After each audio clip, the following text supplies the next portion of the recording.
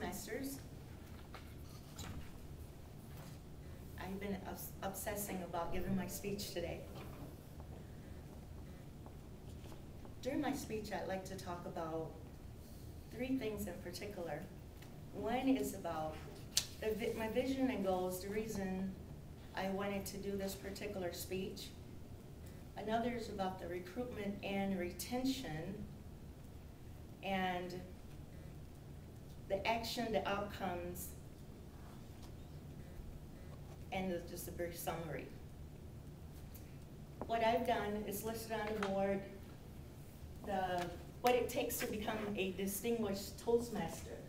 And in particular, I'm concentrating on the leadership track. In front of you, you will see the different levels that are necessary to obtain the leadership track. One is the competent leader, and after that, you will get your advanced leader bronze, then your advanced leader silver, and then you can get your DTM. Now that's on the leadership track. Now before you get to the DTM, there are other steps that you need to take, and you'll see those listed on the board over here. On top I have the competent communicator track, and on bottom is the competent leader track. So you have to complete the competent communicator track in order to get your DTM in addition to the advanced leader track. So when you completed both of those, then you can get your Distinguished Toastmaster Award. Now in Toastmasters, we have a lot of acronyms, but in both your Competent Communicator Manual and your Competent Leader Manual, in the back of the book, it explains what each one of those acronyms means. Like the CC, Competent Communicator, ACB, Advanced Communicator Bronze, ACS, Advanced Communicator Silver, and ACG, your Advanced Communicator Gold. So both of those combined, then you'll be able to get your Distinguished Toastmaster. Now, I am farther along on my Competent Leadership track than I am on my Competent Communicator track. So right now, on this board over here, the High Performance Leadership Project falls into the ALS category, the Advanced Leader Silver. So what I've done so far is my Advanced Leader Bronze, which includes, in addition to the club coach, the completing your high performance leadership, and the district officer I serve as an area governor now. I have just a few months to go, and I would have completed 2 years as an area governor.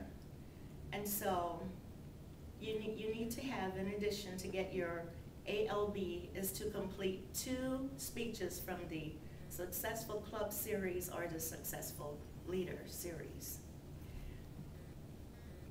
Now the reason I signed up to be the Silent Auction Committee Chair, which is required, is I selected it as my high performance leadership project so I can get my ALS. But the real reason I signed up is because the conference was fastly approaching and no one else was signing up, and we needed to get this job done. And what the silent auction does is help offset the cost of the conference. So before taking on this role, I spoke with Margaret C., who's a former district governor, to get what my goals should be.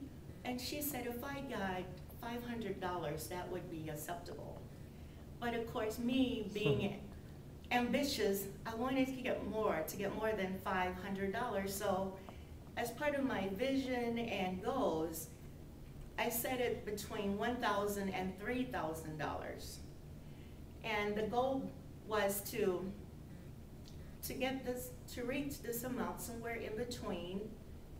And of course, we had to work hard to get there and do whatever was necessary to get there.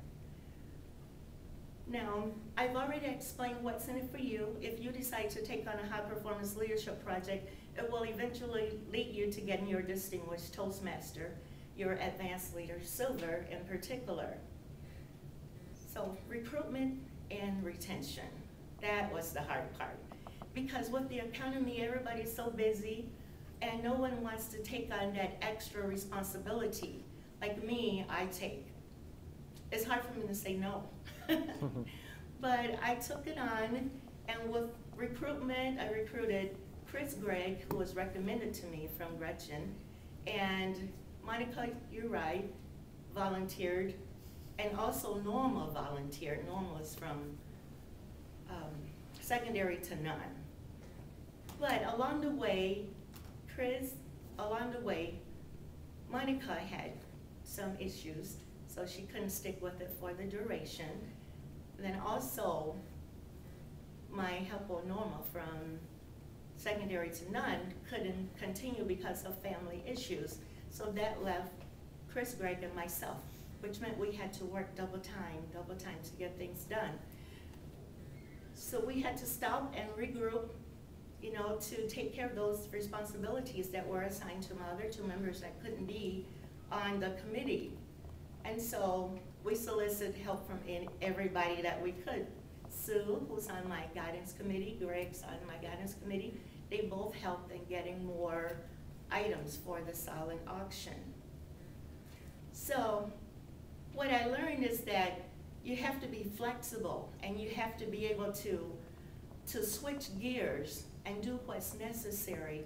Leaders see problems and they solve problems. They do what's necessary to solve problems. And taking on a high performance leadership project will help you do that. You see the problem. I saw the problem. We needed money for the conference. So I jumped on board to help solve the problem. And what we did was exceeded our goal by $1,500. We raised over $2,000 for the silent auction, and it was the best ever. So good, in fact, that they asked me to do it again this year. And reluctantly, I said, okay, I'll do it. And so don't be afraid to jump on board, to take on those projects to help you reach your goal. Thank you very much.